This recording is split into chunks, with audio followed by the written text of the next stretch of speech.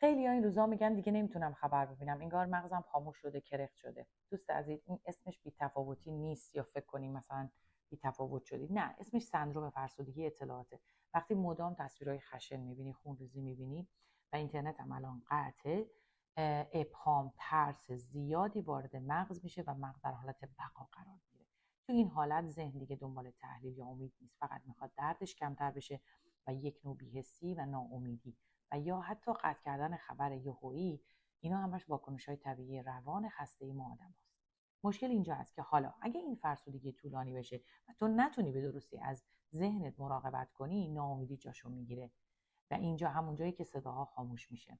پس مراقبت از روان بریدن از واقعیت نیست، یعنی نگه داشتن توان ادامه دادن. یعنی ما حق داریم خسته بشیم، اما نباید بذاریم فرسودگی بیاد امید ازمون بدزده. حالا ما چی کار باید بکنیم؟ راه اول این که خبر رو قطع نکنیم، تنظیمش کنیم، نه اسکرول بی پایان کنیم، نه بیخبر کامل باشیم. یعنی که روزی 2 بار 15 تا 20 دقیقه بستگی به توان ذهنی خودت داره. این یعنی وفاداری بدون فرسودگی.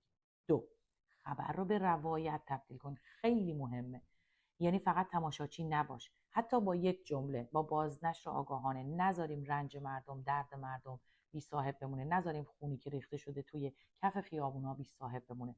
ما که خارج از ایرانیم، خط مقدم نبودیم، اما حداقل وفاداری ما اینه که روایت رو نگه داریم و نذاریم ناامیدی جای صدای مردم رو بگیره.